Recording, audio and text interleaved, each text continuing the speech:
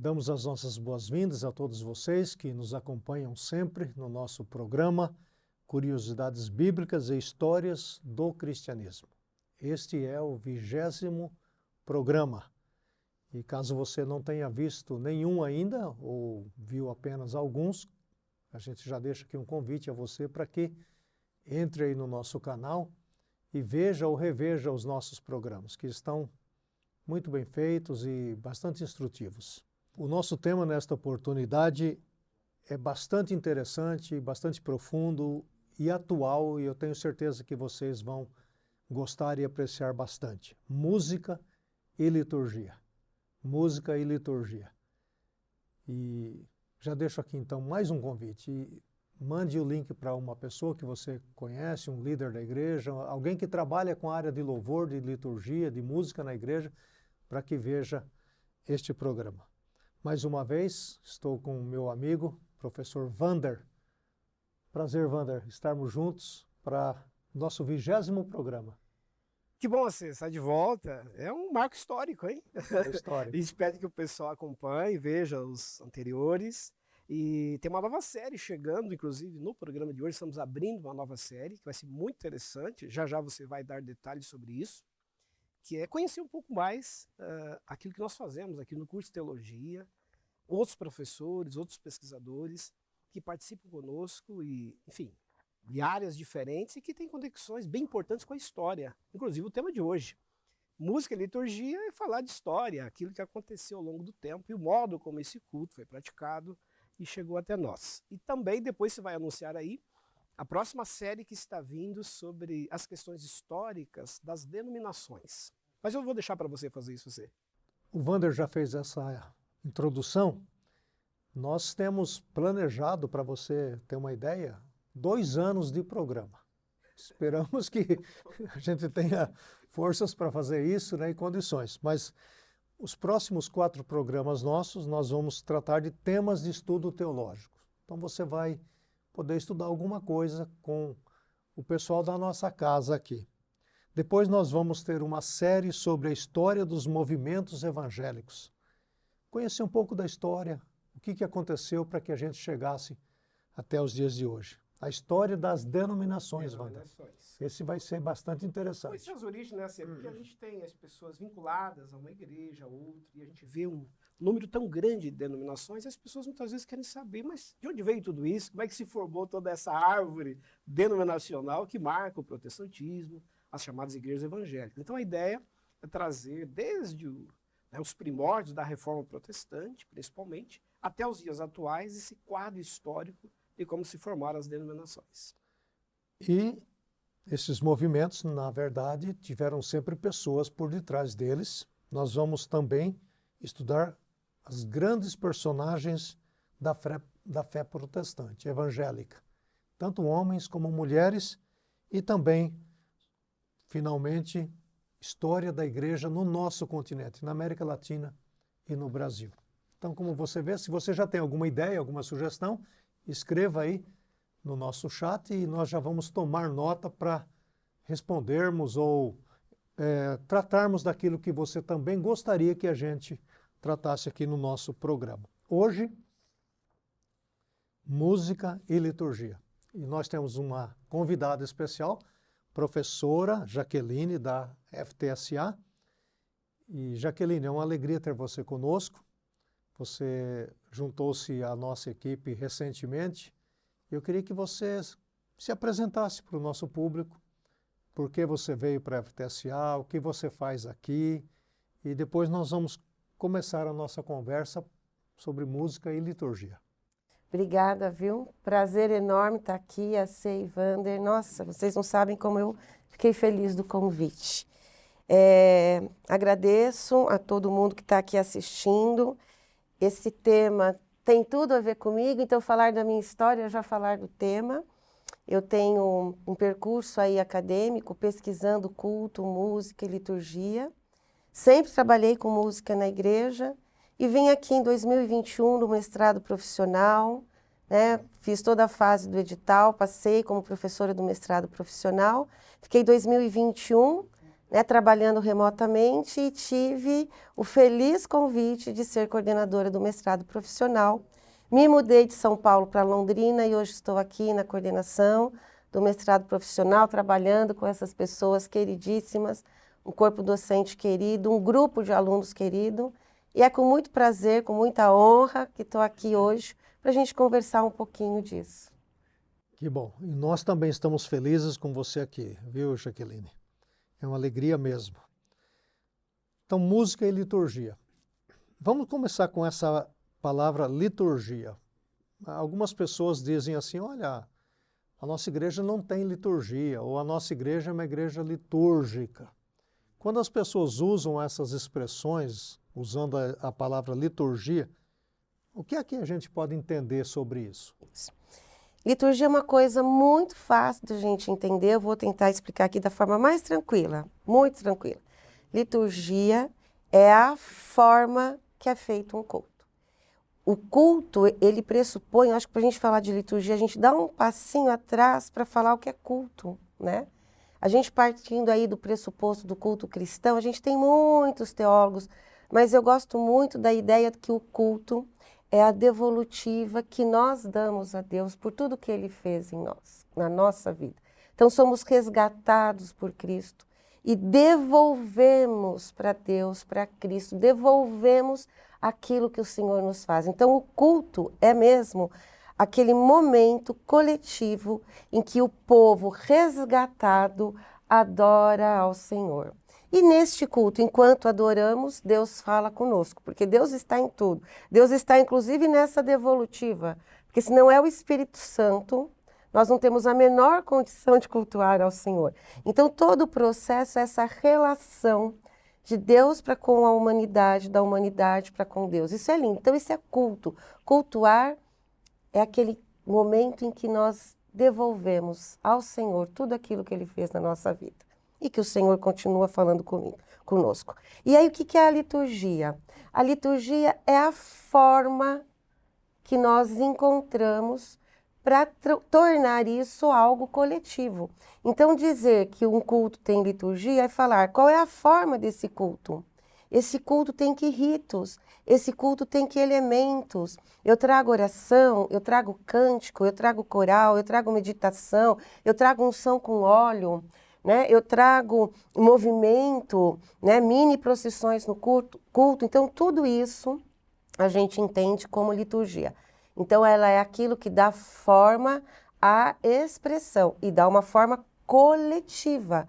A liturgia, portanto, é o que possibilita que todos atuem da mesma forma naquele culto. O que é um culto mais litúrgico ou um culto menos litúrgico? Aí a gente entra numa discussão mesmo de liturgistas, em que eles vão colocar um culto litúrgico, é um culto onde as fases e os elementos do culto estão claros, e um culto que usa mais elementos ritualísticos. Então nós temos, por exemplo, nós vamos falar aqui, ter oportunidade, mas no Brasil há uma tendência de um esvaziamento litúrgico. Eu trouxe poucos elementos, poucos ritos para o culto. Não que eles são ruins ou bons, mas há um número menor de elementos. Enquanto um culto mais litúrgico é um culto com mais elementos e mais ritos dentro desse culto. Então eu acho que os dois grandes exemplos que a gente tem no Brasil é o culto católico, né, com muitos elementos, muitas fases litúrgicas, e o culto protestante, né, mais racional, com menos ritos, com menos elementos litúrgicos. Mas é litúrgico. Por quê? Porque tem uma liturgia, Ou seja, tem uma forma. A partir do momento que alguém vai lá na frente e começa dizendo, olha, vamos orar, vamos ficar em pé e cantar um hino, já é liturgia. Já é certo? uma liturgia. A liturgia Não é precisa essa estar forma. impressa, né? Não, de forma nenhuma. A liturgia é essa ordenação, é essa composição que a gente dá. Veja só, a liturgia, vamos entender, é o modo como nós cultuamos. Então, o pastor ou aquele que está lá na frente, à medida que ele está, vou usar uma palavra aqui, dirigindo o culto. É o dirigente do culto, né? Ele já está mostrando essa liturgia. Certo. Sem liturgia não haveria culto público, porque cada um ia fazer o que queria. E aí a gente ia ter uma bagunça. Santo ou não, a gente ia ter uma bagunça. a liturgia ela ordena o culto, ela torna viável, né, essa forma coletiva. Wander, você vem de uma igreja de tradição reformada. Qual é a sua memória de liturgia nos cultos e em relação ao que você experimenta hoje? Uma coisa pessoal sua. Então, assim, a tradição mais clássica do protestantismo, a qual eu pertenço, tem, como bem disse a professora Jaqueline, um modo um pouco mais formalizado, né? Normalmente tem alguns elementos bem característicos, né? Oração, uma pregação, né, bíblica, uma exposição, cânticos, aqueles cânticos às vezes mais clássicos. A oração silenciosa. A oração silenciosa, não é? É parte desse, né, desse culto. E uma certa solenidade, é o perfil mais clássico do protestantismo histórico. Agora, eu fui estudar, estudo pentecostalismo e neopentecostalismo em particular. Né? A minha trajetória acadêmica é de estudos desses fenômenos mais recentes na igreja no Brasil. E aí fui conhecer mais de perto esses cultos que a Jaqueline disse que são mais informais. Porque às vezes os próprios pentecostais ou neopentecostais afirma, não, a nossa igreja não tem uma liturgia, tudo é espontâneo, tudo acontece de forma, né, improvisada, é o Espírito Santo que dirige tudo. Mas mesmo assim existe, como disse a Jaqueline, existe ali uma liturgia. Não há como. Né? Então, ao longo da história, a gente vai falar daqui a instantes sobre exemplos de cultos na história do cristianismo. Claro, esse culto se transformou muito, ele se modificou. Mas alguns elementos são permanentes. Fundamentais, né? Fundamentais. Né? A oração, a leitura bíblica, por exemplo, a celebração da ceia, ou a celebração eucarística, como também se chama, é outro elemento que permanece ao longo do tempo. Até o rito do batismo também, um rito litúrgico importante.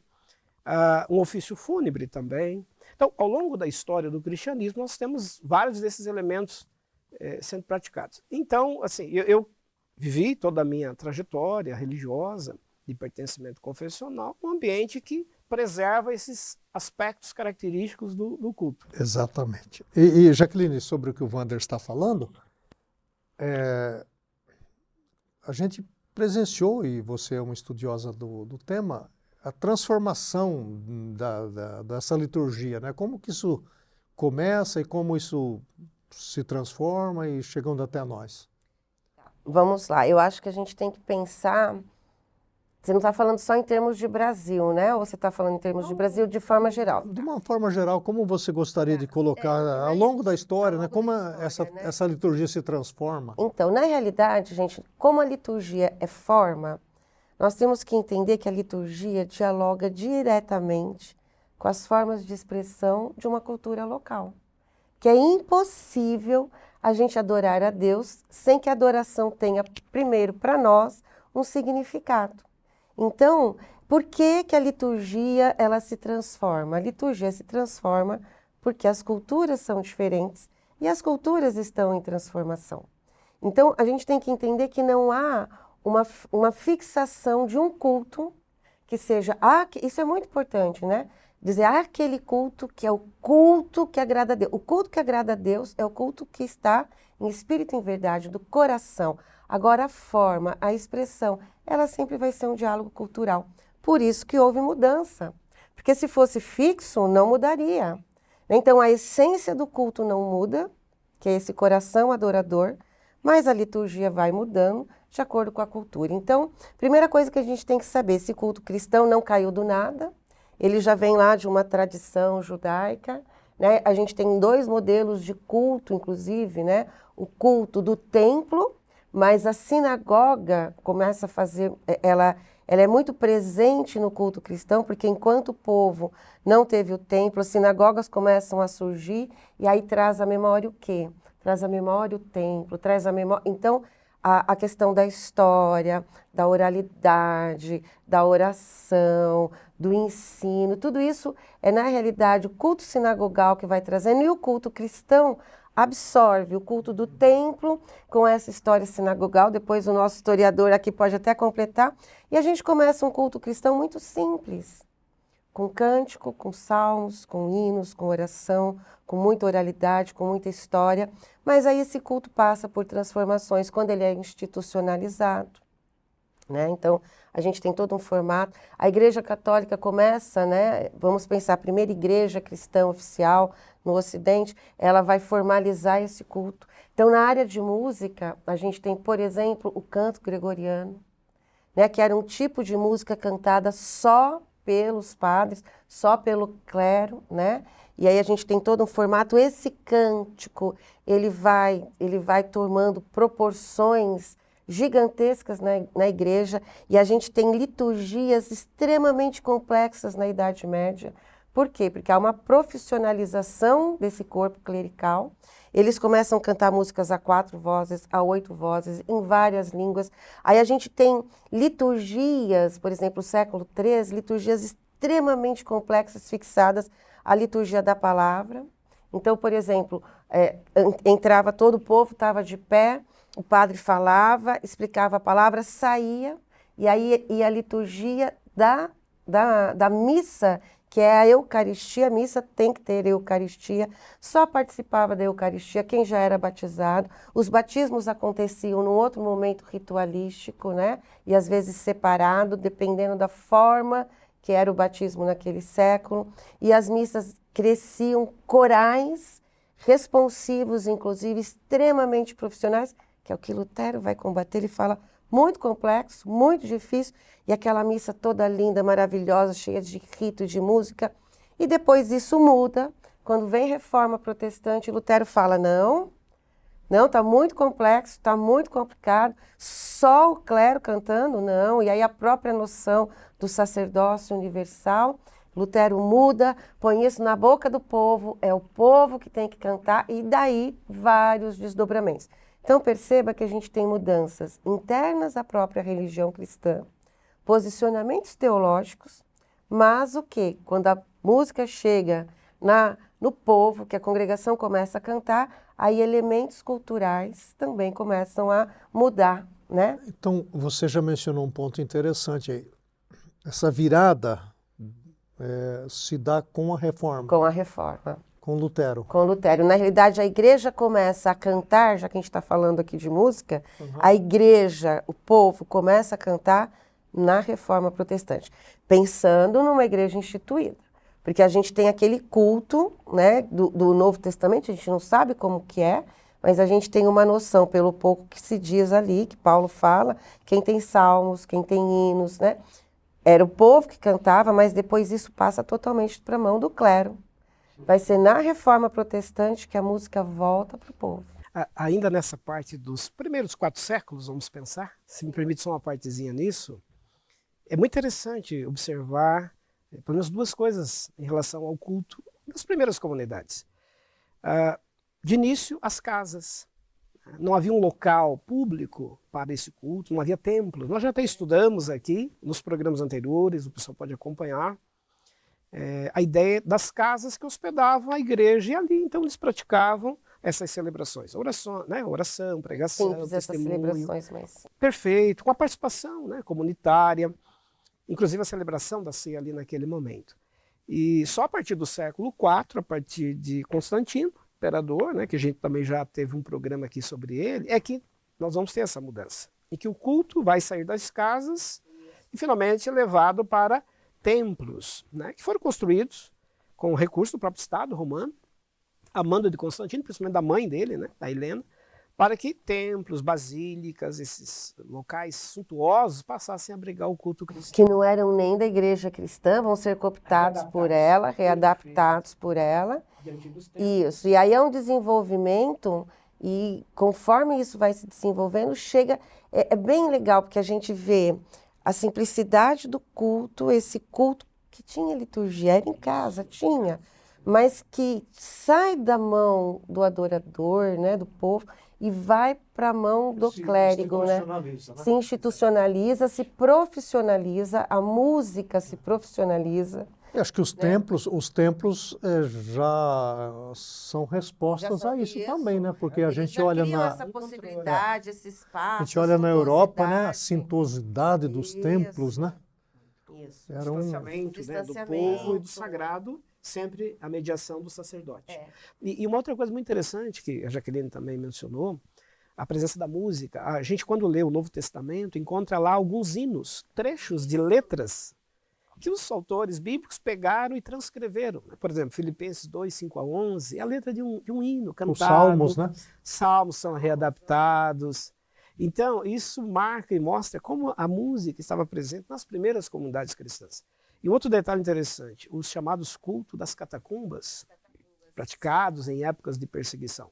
A igreja, quando não podia mais celebrar nas casas, porque se tornaram locais facilmente observados pelas autoridades romanas, ela recorre aos antigos cemitérios romanos. E por que ir aos cemitérios? Por dois motivos. O primeiro, que os cemitérios eram locais normalmente distantes do controle e geralmente à noite, porque os romanos costumavam evitar frequentar esses lugares à noite, né? Então os cristãos se sentiam muito mais protegidos. Acho que até hoje, né? Ninguém é muito animado, não, né? Então, Normalmente, normalmente, cemitério à noite. exatamente. É um bom lugar para fazer um culto, Não, né? sem dúvida. E ficavam normalmente na beira de estradas, fora das cidades, né? Os romanos não tinham por costume deixar cemitérios dentro das cidades. Então, cemitérios afastados, à beira de estradas. Se Aí, cantar à vontade, né? cantar à vontade, à noite. Então, eles celebravam ali à noite, escutava-se às vezes de longe aquilo, mas todo mundo tinha receio de chegar ali por perto.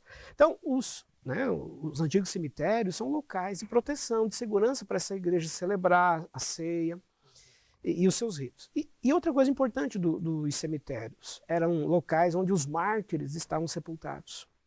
Os que haviam perdido a vida por causa da perseguição. E ali, então, eles se juntavam a uma fé de esperança, que anunciava aquilo que também havia acontecido com Jesus, que também foi martirizado. Então, não que eles fossem ali para cultuar as pessoas que morreram, não é Mas isso. aquilo trazia uma memória boa, Uma né? memória, Uma puxa, memória. perseverança, né? Essa pessoa foi até o fim. Motivava, incentivava. É um fortalecimento da fé. Uma igreja perseguida precisa dos seus mártires, né?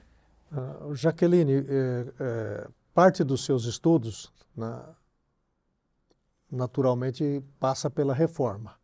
E você estudou muito isso. O culto na reforma, já que há ou seja, não é uma rejeição do culto católico, mas é uma reformulação. Então, como que isso se dá e qual é o perfil desse culto agora? Tá. Vamos lá. Quando a gente fala de culto na reforma, a gente tem que entender que o primeiro a propor mesmo uma mudança de culto foi Lutero. Né? E qual era a proposta de Lutero? Era tornar este culto mais inteligível. Lutero quis devolver para o povo o significado da adoração. Lembra? A gente comentou aqui antes, era aquele culto que só o clérigo praticamente cantava, só ele falava, a missa era em latim, o povo não sabia. Então, Lutero transforma esse culto em língua, né, alemã. Ele tem toda a questão que a gente já sabe da tradução da Bíblia, ou seja, ele quer devolver para o povo a palavra de Deus e devolver para o povo a adoração. Musicalmente, E ele era músico, né? E ele era músico, isso. Então, musicalmente, o que ele faz? Ele dá uma simplificada no que se cantava, né? E inaugura aquilo que a gente entende hoje muito tranquilamente como o nosso coral a quatro vozes, né? E os hinos em Lutero eram hinos a quatro vozes. O coral em Lutero tinha uma função de ajudar a igreja a cantar. Não era um coral que só se apresentava, não. Era um coral que trabalhava liturgicamente, ajudava a igreja a adorar a Deus, a cantar. Então, ele devolveu esse hino para o povo, né? E ele tinha toda a concepção de que o ser humano, o espírito humano, a alma humana poderia adorar a Deus com as palavras, com a criação, com a música. Ele era compositor, ele compôs hinos e ele realmente fomentou isso. Muito bem, então a gente tem toda uma linha luterana na Reforma que é de hinos, de composições a partir da Bíblia, mas composições próprias. E claro, podia se cantar trechos da Bíblia, salmos, hinos. Então a gente tem essa linha. A gente tem uma outra linha que é de Calvino. E Calvino, já diferentemente de Lutero, fala não é todo sentimento humano, não é toda composição que serve para adorar a Deus. Então Calvino ele parte da seguinte tese: todo sentimento humano que possa existir já está lá em Salmo. Então, Calvino vai metrificar os salmos, o que a gente chama de saltério. Então, ele chama, né, músicos da corte, fala, olha, a igreja tem que cantar salmos metrificados em uníssono e sem instrumento. Isso é bem interessante a gente colocar para a gente ver o quanto que a igreja calvinista, que é a presbiteriana, ela mudou. Por quê? Porque ela acabou incorporando os hinos de Lutero e esses salmos de Calvino. E ele cria aí o primeiro saltério da reforma, o saltério genebrino, porque foi feito em Genebra, saltério, porque de salmos. E a gente tinha uma terceira tendência da reforma protestante, que era a tendência zwingliana, de Zwinglio. E Zwinglio, ele olhava com muito temor a música, porque ele falava, a música é desviante da racionalidade, ela é tão linda que a gente pode se perder, né, na melodia, na letra e acabar não adorando ao único que merece adorar. Então o culto zwingliano é um culto que não gosta de música, que não aceita instrumentos. Então a gente tem essas três tendências na reforma protestante, elas na realidade depois de um tempo se misturam, né? E são na realidade das três tendências, a que ficou prioritariamente na Europa foi a luterana. Porque com o tempo até os cultos calvinistas e os presbiterianos vão cedendo, o saltério vai deixando de ser usado e os hinos tomam conta aí da igreja nesse sentido. É uma boa explicação, né, Wanda? Fica para você aí, olha, como eu disse, é um aperitivo. Agora você faz anotações, você pode rever o programa, anota isso, pesquisa, porque é muito importante essa questão da música e da liturgia no Brasil, porque a gente que trabalha com igreja já viu muita confusão. Aliás, quando eu ensino aqui para o pessoal do primeiro ano, pastoral, eu digo, olha, se tem um grupo que você não se mete na igreja, é com o grupo do louvor, né? Para você ter vida longa na igreja, você faz de conta que deixa o louvor funcionar assim, a parte de tudo, né? Porque... Mas olha, só provocando, eu gosto quando eu vou em algumas igrejas que defendem apenas o uso do coral, né? E do hino. Aí eu trago a Instituta de Calvino, coloco sem falar que é de Calvino, em que Calvino fala que hino a quatro vozes é coisa de papista e de herege. Tá vendo? Então, E tem muito calvinista hoje brigando para falar a gente tem que manter o hino. Então não dá, a gente tem que rever as concepções. Então a nossa discórdia sobre liturgia e música é antiga, né, Jaqueline? É antiga. Então não vamos resolver, mas pelo menos a gente está aqui refletindo sobre isso. Então, já que estamos falando do Brasil, né, que cara chega no Brasil essa música e essa liturgia? Que estilo, né? Até mais recentemente a gente teve uma mudança grande, né? Quando passamos a ter os cânticos nossos, feitos por brasileiros, né? A gente reclamava que era tudo americano. Né? Então, como que você vê isso? Nossa, de novo vou pedir perdão aqui, que vai ser uma coisa muito geral, mas eu acho importante porque às vezes a gente não conhece alguns dados históricos importantes. Na realidade, nós tivemos no Brasil, duas tentativas de inserções do protestantismo que não deram certo, né? Uma em 1555, na Baía da Guanabara, outra por volta de 1630, depois é isso, né? Que foi no Nordeste. A primeira, Villers ganhou, a outra por Nassau. E o que acontece? Nessa primeira tentativa de inserção, na realidade, os franceses vieram para cá e nós tivemos o primeiro culto no Brasil em 1557, na Baía da Guanabara, um culto de tradição calvinista, que era esse culto. Porque com a hora. Isso, foram enviados por Calvino. Então, na realidade, esse culto foi um culto que teve uma oração, um cântico do saltério, se eu não me engano, até o Salmo 5, e uma palavra também baseada no Salmo, que foi Salmo 27. Isso daí. Bom, Jaqueline, esse primeiro culto que foi celebrado no dia 10 de março de 1557, na Baía de Guanabara, foi numa ilha, né? Hoje, Ilha Coligny, no Rio de Janeiro. É muito interessante, porque vieram 2 pastores enviados por Calvino e um grupo de mais 12 huguenotes que estavam perseguidos na Europa, estavam refugiados em Genebra. Inclusive, alguns dizem estudantes de teologia, seminaristas, né, missionários que vieram nessa expedição. E muito interessante esse culto. Foi um culto simples, como você bem disse, uma oração, né, a parte mais litúrgica ali foi o saltério, né, você citou, e uma pregação baseada no Salmo 27:4. Então o pastor leu esse texto e fez a primeira pregação, que fala, né, uma coisa peço ao Senhor e a buscarei, que eu possa morar na casa do Senhor todos os dias da minha vida, para contemplar a beleza do Senhor e meditar no seu templo. E ali fizeram aquela primeira celebração. No dia 21 de março daquele mesmo ano, será celebrada, num domingo, a primeira ceia, com a participação, então, dos cristãos huguenotes. Pouco mais de 600 franceses que estavam vivendo no Brasil nesse momento, criando a chamada França Antártica, um projeto de expansão colonial francesa. E aí ocorre um dado curioso, também historicamente falando. Quando celebraram essa primeira ceia, o Ville Gagnon, que era o chefe da expedição, participou, mas no final ele causou uma polêmica, porque ele questionou o pastor por que não ocorreu a chamada transubstanciação dos elementos.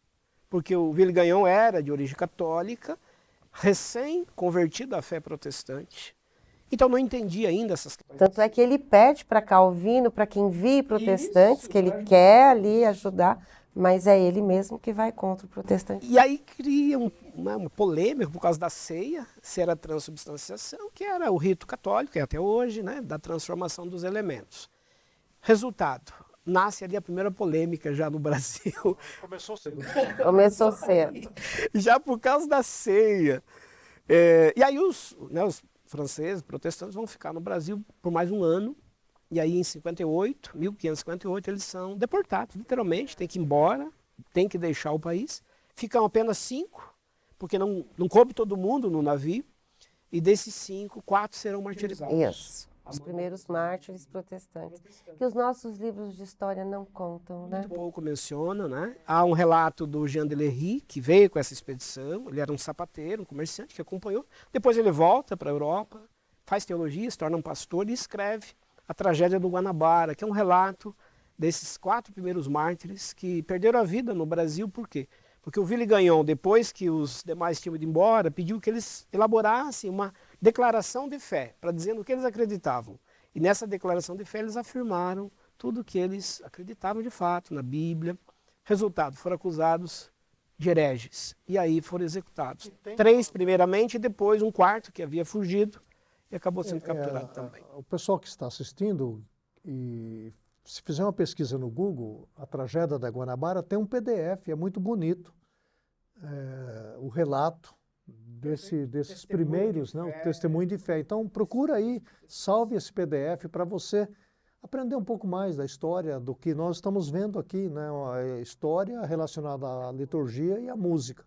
E essa igreja vai durar pouco, né? Porque já em 1560, então 5 anos depois da chegada da primeira expedição, o projeto da colônia se desfaz. E aí o Brasil não terá mais, ao longo do século XVI, nenhuma presença mais protestante de culto. E aí vai ressurgir o culto protestante no século XVII. Né? No Nordeste, exatamente, com os holandeses, exatamente. Aí esse de culto, acho que a gente vai caminhar um pouquinho mais rápido aqui, né?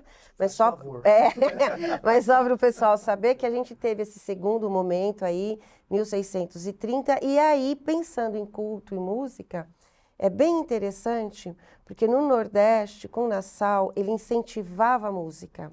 Nós tivemos orquestras, olha que coisa maravilhosa, 1600 e pouco nesse país, orquestra, um culto com orquestra, com coral, com muita música, e aí a gente já tinha as 2 tradições, a luterana dos hinos e a calvinista. Então o primeiro hino apenas a tradição calvinista dos salmos, nesse segundo culto, momento de culto aí, hinos e salmos e orquestra, né? E aí uma igreja, né, uma igreja que era formada por holandeses, por indígenas, porque os holandeses vêm para ajudar na colonização com os indígenas, aí o nosso historiador sabe falar melhor do que eu, e obviamente também falado em holandês. Então era um culto que tinha essas 3 línguas e as canções também. Então Aí a gente já tem um outro momento que fica o quê? 15 anos, pouco tempo, e que também vai embora, sofre uma perseguição de novo. Aí eu vou pular aqui bastante, aí a gente já tem um outro modelo de culto que vem, fala. O nosso historiador quer, pode. Parênteses aí que eu acho também muito interessante. Durante esse período do Brasil holandês, houve tolerância, inclusive, para outro culto, que é o culto judaico. Os judeus estavam perseguidos em toda a Europa. Maurício de Nassau incentivou que judeus viessem para o Nordeste.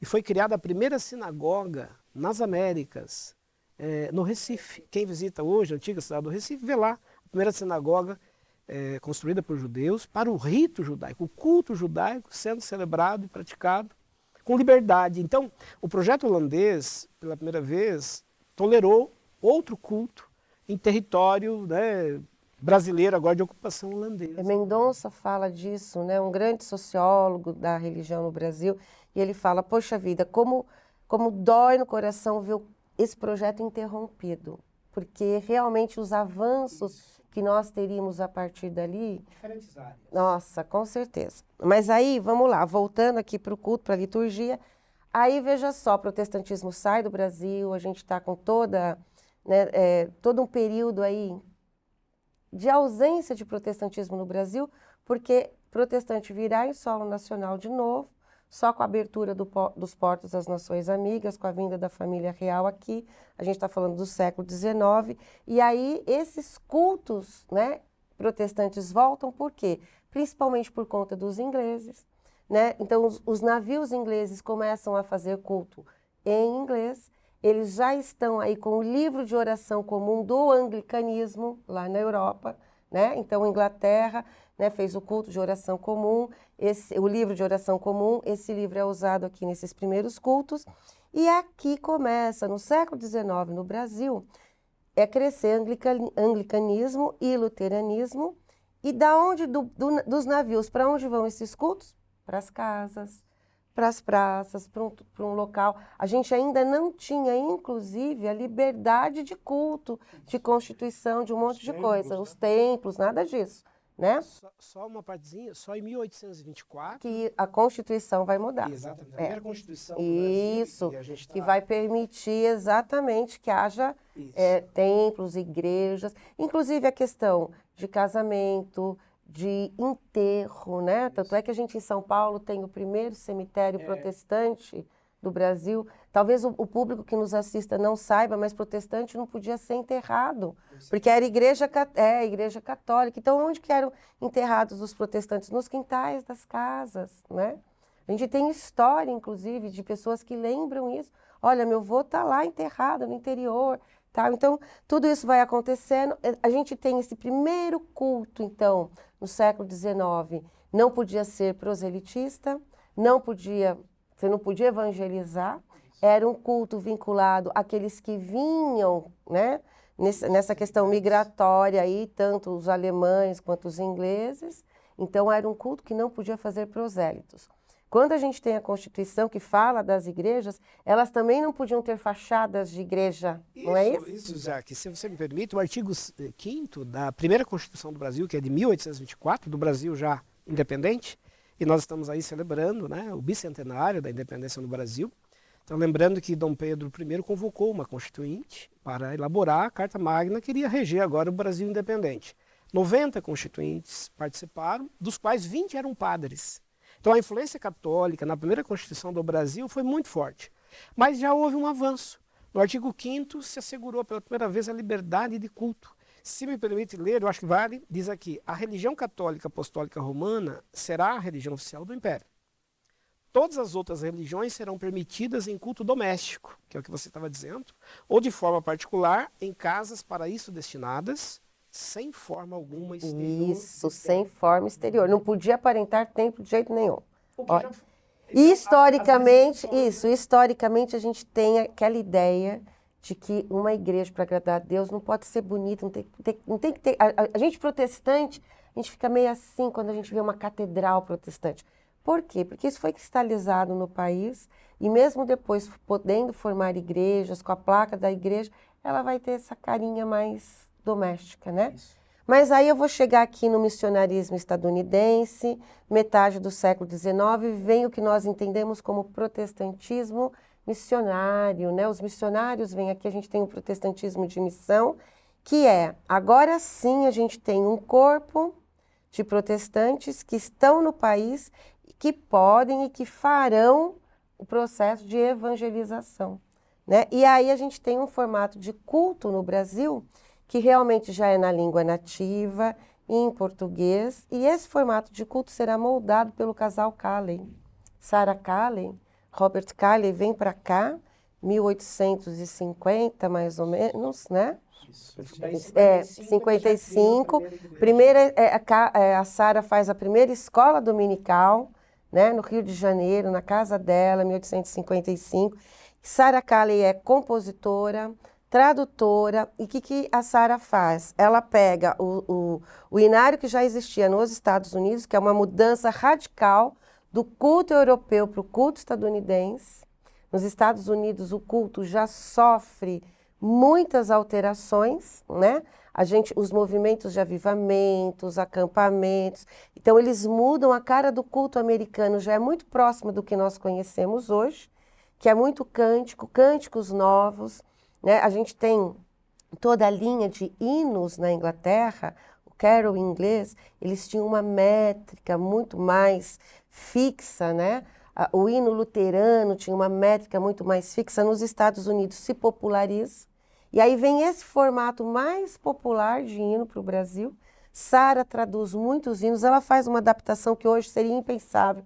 Ela pega a letra de um, põe na melodia de outro, ela facilita a melodia, ela cria músicas, letras próprias e põe em hinos já conhecidos. Ela pega a letra de hinos conhecidos e põe em novas canções. Ela faz muitas adaptações, né? Então, a gente já tem o primeiro Salmos e Hinos, que vai ser o primeiro inário, né, da Sarah Calley em solo brasileiro. A primeira edição, inclusive não é editada aqui, né? É fora, e ela já traz isso. E esses hinos para Calley, para Sarah, eram hinos que tinham que ter uma função pedagógica. E eles criam o casal ali, o que a gente conhece como hino doméstico, que é o quê? Não tinha pregador para vir aqui o tempo todo. Então, você ia para um local, você instituía ali uma ou duas pessoas que se converteram ali, recém-convertidas, escrevia os hinos.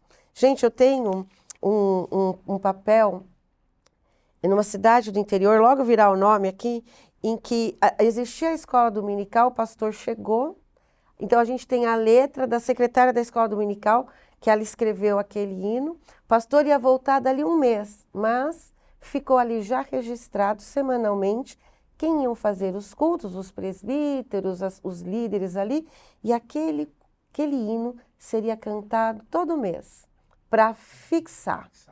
Então a gente tem o modelo do culto informal, doméstico, que era a leitura da palavra, a leitura do hino, a escola dominical, a oração e a ceia. Ia esperar para quando o pastor viesse, ele poder fazer a ceia. E esse é o primeiro formato que a gente tem de culto no Brasil. Essa é a música cantada aqui, muito simples, muito tranquila, mas todinha importada, sem dúvida nenhuma. Porque há, de fato, uma falta dessa cultura brasileira nos primeiros cultos, tá?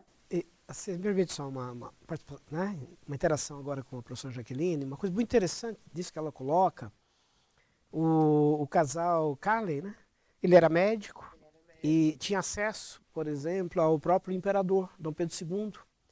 Tornou-se médico do próprio imperador e, por isso, o imperador o recebia com muita frequência no palácio. E convidava, e chegou a convidar a Sarah, a esposa dele, em alguns momentos, para ir lá fazer apresentações musicais. E dentro já, né, do palácio, o que era, no ponto de vista histórico, político, muito importante. Quer dizer, pela primeira vez o protestantismo começa a ganhar um certo reconhecimento, visibilidade, aceitação das autoridades protestantes.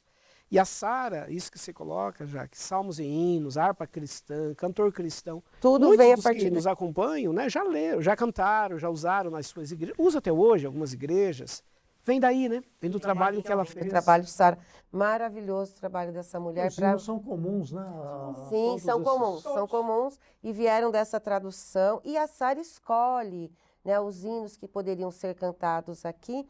e facilita bastante a melodia e a métrica, e faz adaptações. A gente tem que entender que era realmente o que precisava ser feito, né? Hoje, em termos autorais, nossa, não pode fazer isso. Não, mas, gente, lá era outro princípio, outro contexto, vamos dizer assim, né? Agora, a Sara, na escola dominical, aí os historiadores, a Henriqueta Braga, que é historiadora de música aqui no Música Sacra no Brasil, Sarah Kalley, na escola dominical, ensinava música. Isso. Eu queria, né? Então, os primeiros corais já vêm aí do trabalho da Sarah Kalley ensinando música.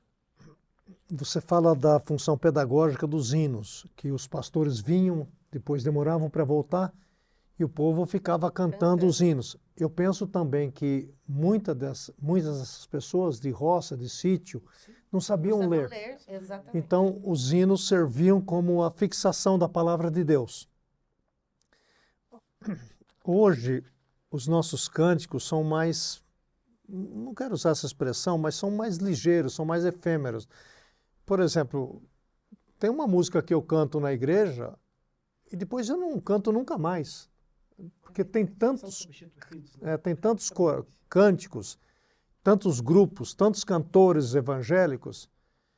Então, eu queria que você falasse um pouco, porque nós não cantamos mais os hinos. Né? Quando estou falando nós, estou falando de uma maneira geral. Raramente você vai numa igreja, seja ela protestante histórica ou... As pentecostais têm até mantido mais isso, né? As mais clássicas. As mais clássicas, Assembleia de Deus e tal. Mas qual é essa sua visão, né, dessa transformação entre hino e os cânticos, essa coisa toda? Ok. Gente, vamos lá. Primeira coisa que a gente tem que entender que os cânticos no Brasil, assim, eles continuaram na mesma linha musical que os hinos. Qual era a diferença? É que o inário se fechou. Eu acho muito importante a gente entender isso para estabelecer essa diferença. Primeira diferença que a gente tem é que o inário era fechado, né?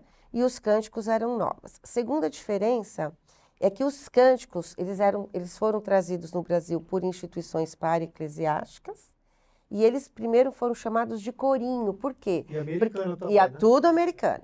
É tudo americano. E por isso que eu estou falando, a mesma base, a mesma matriz melódica, teológica, tá? O que mudou? Eram novos, não faziam parte daquele inário, que estava lá já impresso, fixo, e eles eram corinhos. Por que corinho? Porque o hino tem a estrofe, o coro, a estrofe, o coro, a estrofe, o coro.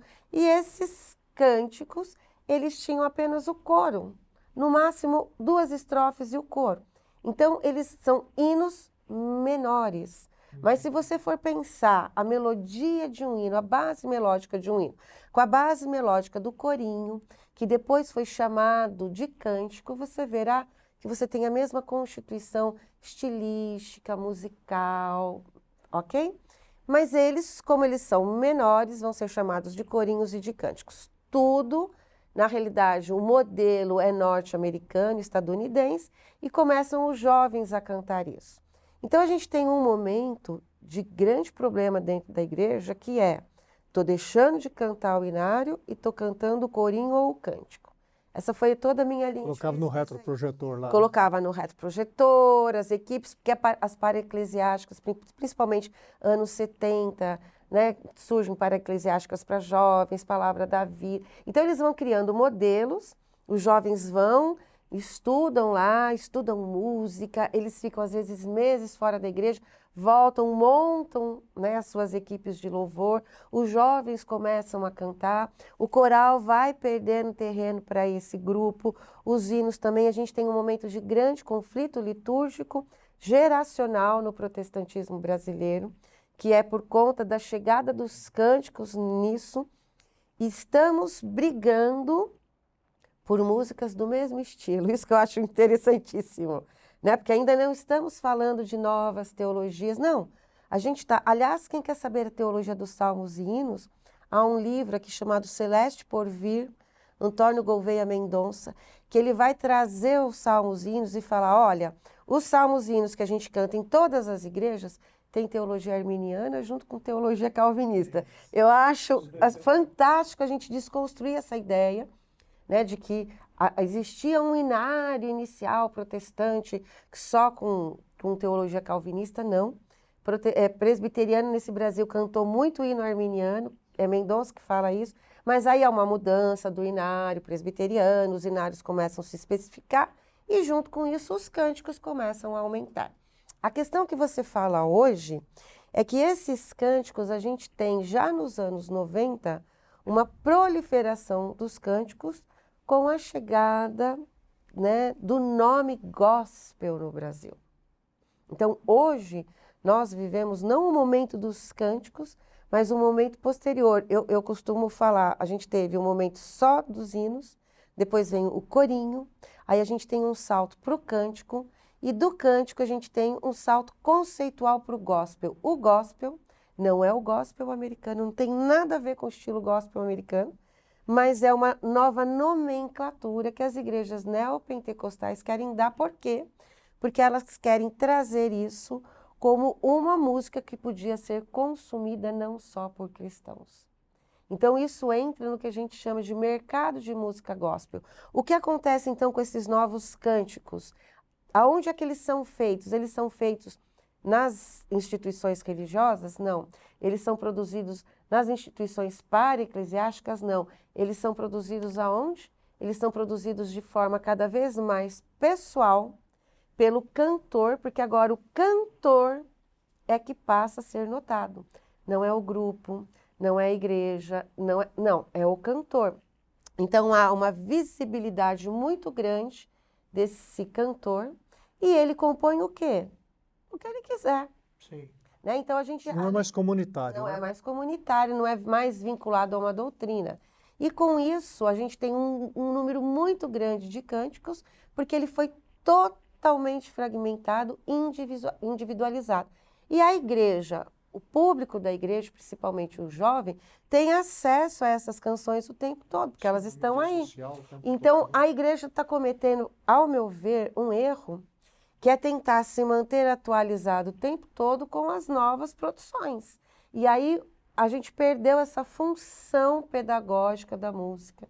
A gente perdeu até a função litúrgica, porque como é que você vai adorar se você nem conhece a música? Há um problema aí. E muitas não são músicas voltadas para adoração, Pra adoração, são músicas antropológicas, né? Voltadas para o ser humano, né? Exato. É você Então, falando para você mesmo. você falando para você, não são músicas comunitárias, não são músicas que cumprem papel litúrgico. Ah, sim. Ó, a gente amarra aqui para onde a gente começou. Se a liturgia é uma forma em que faz com que o culto possa ser celebrado coletivamente, muitas das canções acabam fazendo um desserviço à liturgia. Percebe? Então a gente está num momento bem polêmico do uso da música na liturgia, que é trazer uma música que realmente cumpra uma função litúrgica e que esteja coadunado com a teologia do culto. Porque hoje você pode escolher qualquer teologia a hora que você quiser. É só você abrir aí o que tem no mercado de música gospel. E isso acaba sendo um problema sério que as igrejas estão enfrentando hoje. Dentro ainda desse aspecto, eu queria perguntar para você o seguinte, não só a música, a letra e os instrumentos, Jaqueline, o que você poderia falar? Porque a gente que é mais velho, não é o seu caso, né? É o meu caso. Nossa, quando se pensava em colocar uma bateria na igreja, aquilo era a mesma coisa que... Era demônio na igreja, Era o mundo invadindo a igreja. o mundo invadindo a igreja, né? Essa é a base. E até a igreja que eu frequentei em São Paulo era uma abominação, né? O instrumento favorito de Deus era o órgão de tubo, né? E muitas igrejas em São Paulo, especialmente em Rio, fizeram um esforço enorme de comprar um órgão de tubo, né? Então, o que você diria sobre os instrumentos? Bom, eu vou dividir minha resposta aqui em duas questões. Uma, eu peço perdão a vocês, porque eu vou entrar um pouquinho na parte de Bíblia aqui com muito temor. A gente não vê na Bíblia um instrumento que Deus fale com esse, que você vai me louvar, né? Porque se a gente não tem um favorito, né? Então, o que a gente vê é que realmente, aqui está aquela questão que a gente estava falando de culto, de liturgia, se há uma essência no culto, que tipo de música eu vou cantar e com que instrumentos depende da cultura, né? Então, primeira coisa que a gente tem que entender é que essa questão de rotular aqui um instrumento como sendo o instrumento para adorar a Deus, isso não tem pressuposto bíblico, eu acho que vocês podem falar isso até mais do que eu. No Brasil, o órgão vai ser um instrumento tido como um instrumento... Também coisa de americano. Também coisa de americano, isso vem realmente dos Estados Unidos, e aí a gente vê, se bem que na Europa também a gente tinha esse movimento, porque o órgão começou a fazer na igreja a função que o coral luterano fazia, porque o coral luterano, ele cantava junto com a igreja também, então ele dava a base harmônica para os hinos. Né? O coral vai se tornando, olha como é interessante, o coral vai se tornando aquele grupo que se apresenta no culto. Aqui eu vou fazer a minha crítica, ele perde função litúrgica, porque a congregação passa a ouvir o coral e não cantar com o coral, tá? Então o coral passa a apresentar e o órgão substitui a base harmônica para os hinos. Então, esse órgão faz, historicamente, aquela função do coral. Ele está lá dando baixo, né, trazendo harmonia, sustentação para não sair do tom. E aí ele é entendido, quando ele vem aqui para o Brasil, imediatamente como um instrumento que adora a Deus. Diferente do instrumento que está aqui. Diferente da música que vem... Há uma sacralização desse instrumento no Brasil, né? E uma demonização de outros instrumentos. E há mesmo. Né? Inclusive, muitos e muitos artigos eu estudei de gente falando, olha, o ritmo, né, e a bateria vem do demônio, porque querem tirar a nossa racionalidade na adoração. Mas por que aconteceu isso? Porque sacralizamos o órgão, um em detrimento dos outros. E com os corinhos e os cânticos, os instrumentos começam a invadir a igreja. Isso é um grande problema. Né? E eu participei de toda essa luta, assim, porque eu era jovem que estava lá pedindo para o conselho, vem bateria, meu filho é batera. Acho que a minha luta foi tão grande que isso ficou, e o meu filho é baterista. E os instrumentos? Eu diria que todos os instrumentos servem para louvar a Deus. Todos. Então, isso para mim foi um ganho, ok? A grande questão não é o uso dos instrumentos, mas é o tipo de música que a gente hoje ainda tem um bloqueio, acho que só música norte-americana serve para adorar a Deus, né? E a forma como se toca. A gente precisa, ao invés de ficar brigando com os instrumentos, propiciar que haja um pouco mais de profissionalismo para tocá-los. Que é o caso da bateria, que se o baterista não souber tocar, ensurdece todo mundo. Então você tem que saber tocar. Eu ia depois fazer uma observação sobre isso, mas, Wander, acho que é interessante fazer uma sequência aqui, rápida, já que no nosso tempo, o nosso produtor já tá avisando ali para a gente. Liturgia está chegando ao fim. Você falou dos instrumentos, e aí você tocou num ponto que eu acho interessante, que ainda causa uma polêmica muito grande nas nossas igrejas. O ritmo. Né? Se, por exemplo, já que colocar uma coisa... Numa igreja tradicional, é impensável, eu imagino, cantar uma música que tenha um ritmo de samba, por exemplo. Então, existe um ritmo de música que agrada mais a Deus ou desagrada a Deus? Porque a gente escuta muito isso, Wander, ó, Deus não gosta dessa música, ou Deus não gosta desse estilo de música. Como resolver isso? Eu vou lá para Apocalipse, de todas as raças, tribos. Vamos pensar na diferença de música entre tribos, entre povos, e todas as raças, todas as tribos estão lá cultuando, tudo com uma música só, que diz lá Apocalipse, tudo do mesmo jeito? Claro que não. A diversidade foi criada por Deus, gente, coisa linda. E a expressão, a diversidade, a cultura, os ritmos, todos eles servem para agradar a Deus. Eu tive um laboratório com o Jaci Marasquina, metodista, grande estudioso da liturgia, da música, compositor, enfim. E nós fizemos um culto em que a adoração foi um samba-canção. Ai, mas aquilo falou tanto a minha alma. Então é assim, é simplesmente uma sacralização, de novo, do tipo de música que nós ouvimos. Quando a Sarah Kalley chega aqui, o que ela fez, gente? Ela usou o que ela tinha em mãos, o que ela tinha. Os hinos, ela traduziu aquilo. A partir de então, até pela falta de muitos pastores que pudessem esclarecer isso, a partir de então, o modelo de culto protestante foi ficando só esse, só com aqueles hinos, só com aqueles hinos. Quando a gente começou a ter produção aqui, músicas, né, brasileiras, essas músicas brasileiras eram americanas. E o que acontecia em volta, a música brasileira mesmo, música brasileira no sentido de que culturalmente brasileira, ela não foi incorporada. Eu escrevi muito sobre isso, tá? Artigos na tese, houve uma demonização, porque isso é de culto afro, isso. Havia uma luta inicial aqui do protestante contra o catolicismo, hoje não há mais, hoje há um diálogo, mas historicamente, né? Então, o catolicismo já era sincrético, já usava alguns elementos, então existiram dois grandes inimigos que eu falo do protestantismo inicial no Brasil. Um era o catolicismo e o outro era a cultura. Né, Bittencourt, quando ele escreve o livro Matriz Religiosa Brasileira, ele chega a falar um pouco disso. Então, a música brasileira, gente, seja ela de qualquer região, a gente está falando do baião, do forró, do samba, do que for, ela foi expulsa da igreja, ela nunca chegou. Nós conseguimos trazer todos os instrumentos da música pop, mas os instrumentos da música regional, não. Olha que tristeza. Wander, estamos quase no final do nosso programa, mas, por exemplo, o culto europeu, norte-americano, é o culto de 1 hora. Às 11 horas da manhã. Inclusive, tem uma frase nos Estados Unidos que diz que a hora mais sagrada americana é às 11 horas no domingo. Algumas catedrais evangélicas no Brasil, em São Paulo e Rio, o culto é às 11 horas.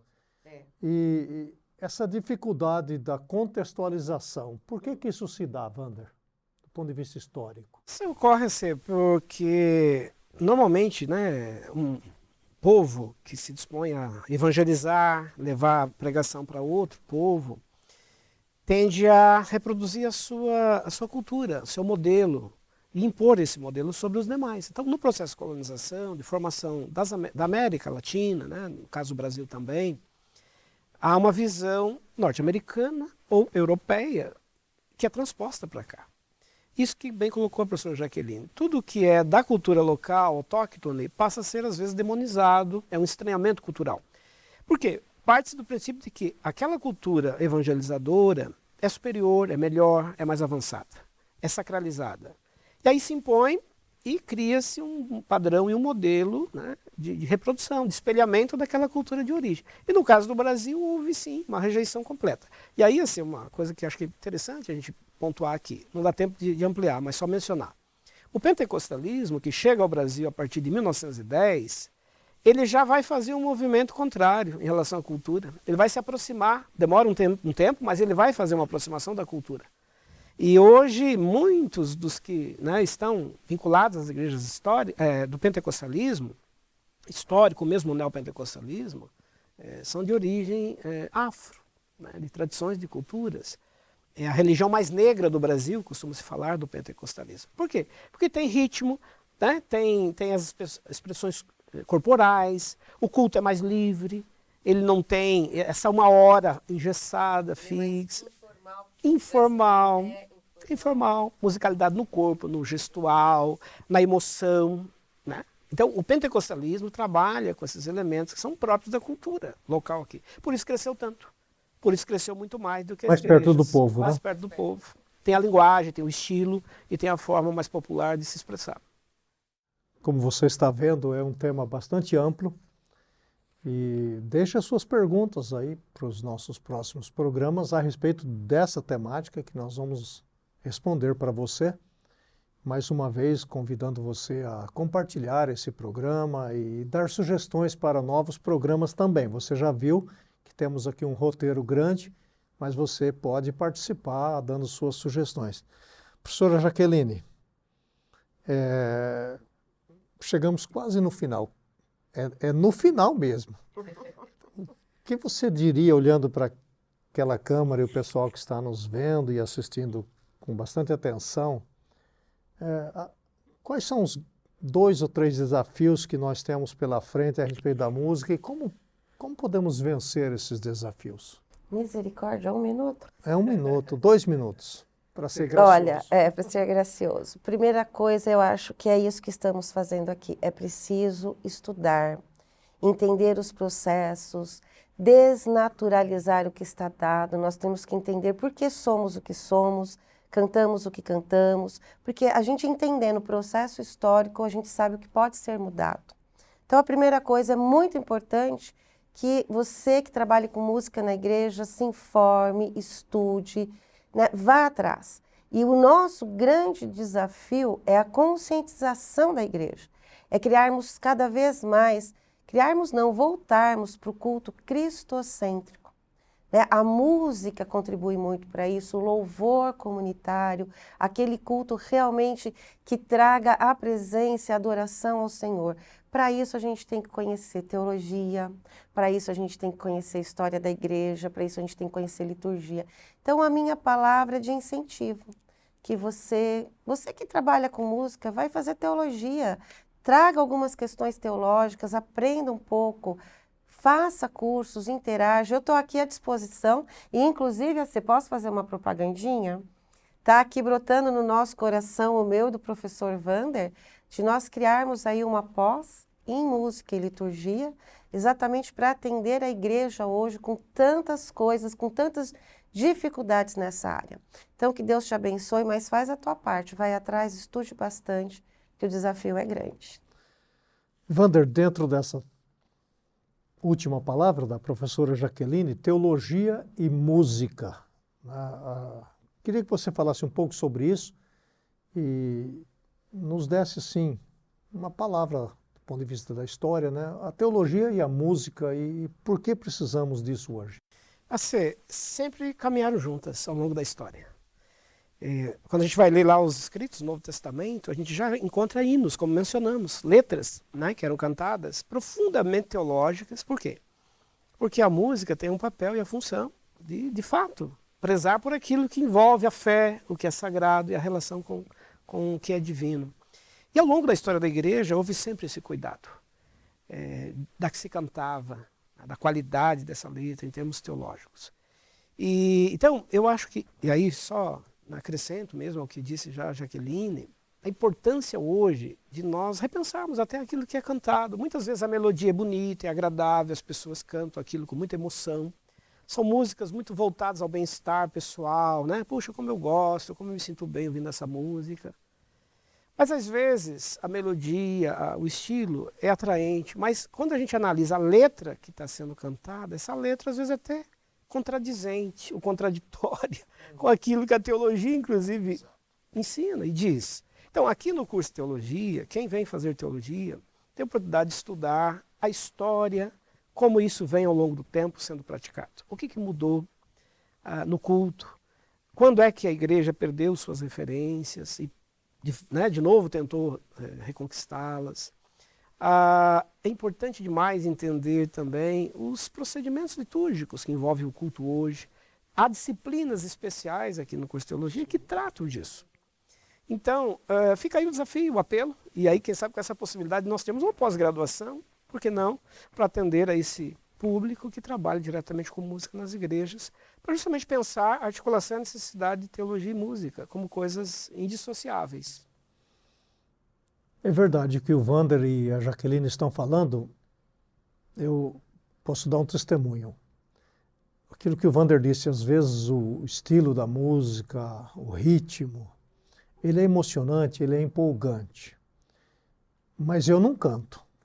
Eu fico parado, olhando, porque a letra, ela está contrariando a teologia bíblica, está contrariando a história da teologia, inclusive. Então eu não posso cantar. Eu me lembro, Wander e Jaqueline, eu tive um presbítero na minha igreja, o professor Mário Alvarenga, que inclusive deu aula para nós aqui de português. Ele dizia assim, eu canto porque eu sou crente, mas eu não consigo entender como é que escreveram esse negócio aí. Então, além da questão poética, além da teologia ser fraca, pobre, o português das letras é um negócio horrível. E para quem sabe um pouco de português, é um martírio cantar muitas das nossas músicas. Então, quero deixar um apelo para você que trabalha com música. E quando o Wander falava, eu me recordo, Wander, que muitos dos nossos estudantes aqui são músicos. E estão produzindo canções, poesias, baseadas na Bíblia, na teologia. Então, queria que você escrevesse aí que matérias você gostaria de ver num curso de pós-graduação de música e liturgia. Assim nós vamos caminhando juntos, construindo isso, porque nós não queremos fazer uma coisa e enfiar para você. Nós queremos trabalhar juntos. Quais são as necessidades que as igrejas têm? Quais são as necessidades que os nossos músicos têm nos dias de hoje? E queremos contribuir de alguma forma para que possamos fazer o nosso melhor, o melhor para Deus, inclusive. Jaqueline, obrigado pela sua presença aqui. Foi extraordinária e aprendemos muito com você. Não, eu aprendo o tempo todo com vocês, com o Wander, então, nossa, tão bom, é bom, difícil, temeroso falar com um historiador como o Wander tá. Você então entende a minha situação aqui no nosso 20º programa. Wander, mais uma vez, uma alegria, e já deixando aqui um convite que nossos próximos programas vamos tratar de outros temas teológicos tão interessantes como foi esse da liturgia e música. Valeu muito, né? Esse primeiro programa dessa nova série, Conhecendo os Professores da FTSA. E aquilo que eles pesquisam e aquilo que eles trabalham. E a professora Jaqueline é uma especialista, uma doutora nessa área. Enriqueceu demais aqui o nosso programa, abriu, né, com chave de ouro aqui essa série. E virão outros professores nos próximos também, trazendo as outras áreas. A gente vai ter que teologia, espiritualidade, e outros aspectos que envolvem o dia a dia do curso de teologia, que quem está do lado de lá às vezes não sabe. O que é que eles estudam lá? A gente deu pequenas amostras aqui daquilo que nós fazemos aqui no nosso dia a dia. Muito obrigado mais uma vez pela sua participação conosco. E estamos aqui no nosso estúdio com os nossos produtores, na Faculdade Teológica Sul-Americana, na cidade de Londrina. Você pode saber mais sobre o que fazemos entrando na nossa página na internet www.ftsa.edu.br. Escreva para nós se você tem alguma dúvida também. Estamos aqui para ajudar e ter esse momento de compartilhamento juntos e assim vamos caminhando. Que Deus abençoe a sua vida, sua igreja, sua família e até o nosso próximo programa.